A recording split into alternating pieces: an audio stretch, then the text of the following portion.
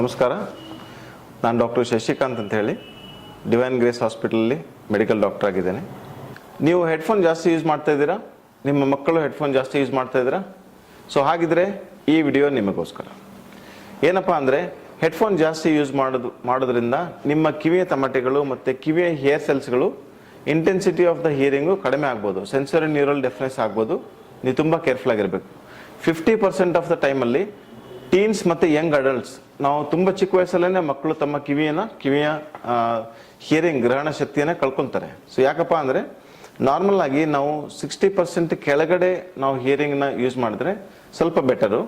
ನಾವು 70%ಗಿಂತ ಜಾಸ್ತಿ volumes use ಮಾಡಿದ್ರೆ ಏನಾಗುತ್ತೆ ಅಂದರೆ 85 ಡೆಸಿಬಲ್ಗಿಂತ ಜಾಸ್ತಿ ಸೌಂಡು ನಮ್ಮ ಕಿವಿಯಲ್ಲಿರುವಂಥ ಹೇರ್ ಸೆಲ್ಸ್, ನಮ್ಮ ಕಿವಿಯಲ್ಲಿರುವಂಥ ಧ್ವನಿಯನ್ನು ಏನು ಸಂಗ್ರಹಿಸಿ ಅದನ್ನು ನಮ್ಮ ಬ್ರೈನ್ಗೆ ತಲುಪಿಸುವಂಥ ಹೇರ್ ಸೆಲ್ಸ್ ಏನಿರುತ್ತಲ್ಲ, ಅದು ಡ್ಯಾಮೇಜ್ ಆಗುತ್ತೆ. ಕೆಲವು ಸಲ ರಿವರ್ಸಿಬಲ್ ಡ್ಯಾಮೇಜ್ ಆಗುತ್ತೆ, ಕೆಲವು ಸಲ ಇರ್ರಿವರ್ಸಿಬಲ್ ಡ್ಯಾಮೇಜ್ ಆಗುತ್ತೆ.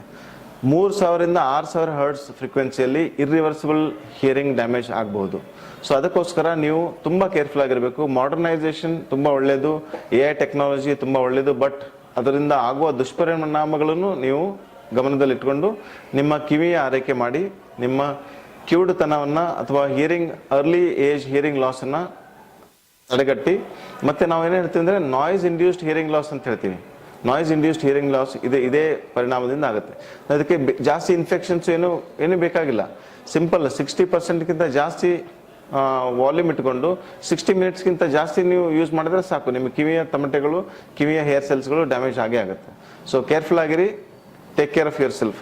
ಒಂದು ರೂಲ್ ನೀವೇನು ಫಾಲೋ ಮಾಡ್ಬೋದು ಅಂದರೆ, ನಿಮ್ಮ ಆಡಿಯೋ ಫ್ರೀಕ್ವೆನ್ಸಿ ವಾಲ್ಯೂಮನ್ನು ಒಂದು 60%ಗಿಂತ ಕೆಳಗಿಟ್ಕೊಂಡು 60 ಮಿನಿಟ್ಸ್ಗಿಂತ ಕೆಳಗಿಟ್ಕೊಳ್ಳಿ.